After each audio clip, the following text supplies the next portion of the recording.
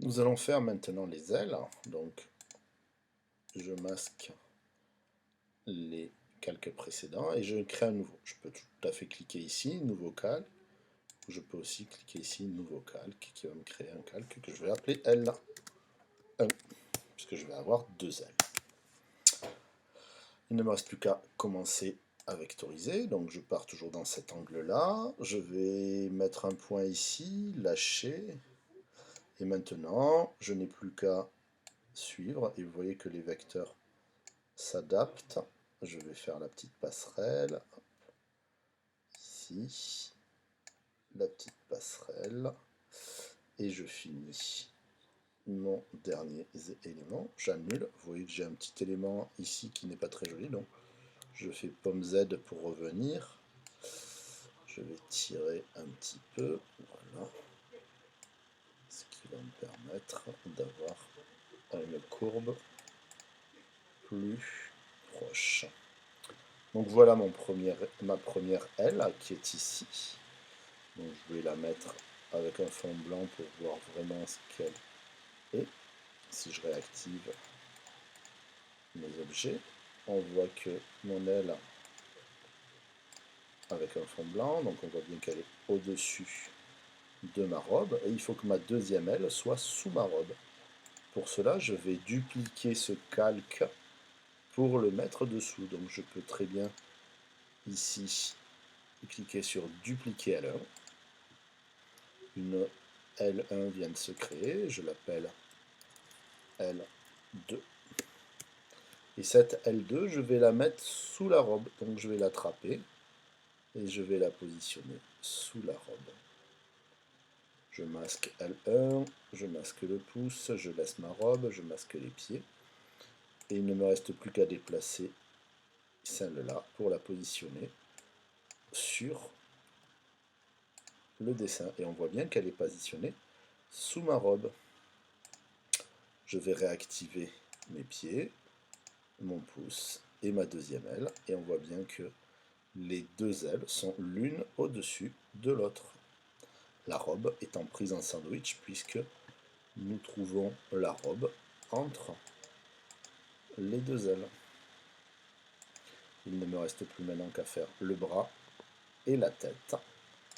Je désactive tous mes éléments et je vais créer un nouveau calque. Nous allons maintenant créer le bras. Le bras, je clique ici sur L1, je crée un nouveau calque. Je veille toujours à ce que mon calque soit au-dessus de tous les autres et je l'appelle bras. Pour cela, je vais prendre un outil ellipse. Je vais l'adapter au maximum. Je vais vérifier si je peux le modifier, sinon je vectoriserai. Donc vous voyez que je ne peux pas faire rentrer parfaitement l'ellipse, donc je vais être amené à créer la forme. Je prends l'outil plume, je me mets au milieu, je tire, je me mets au milieu, je tire, et je ne prends pas en compte le pouce, puisque le pouce, je vais le transformer de la même façon que mon premier élément qui était ici, c'est-à-dire que je vais faire une ellipse, et cette ellipse, je vais la positionner de la même façon que j'ai positionné le premier élément. Donc je peux très bien enlever un contour, ici enlever un contour pour voir ce que je me colle au plus près. Voilà.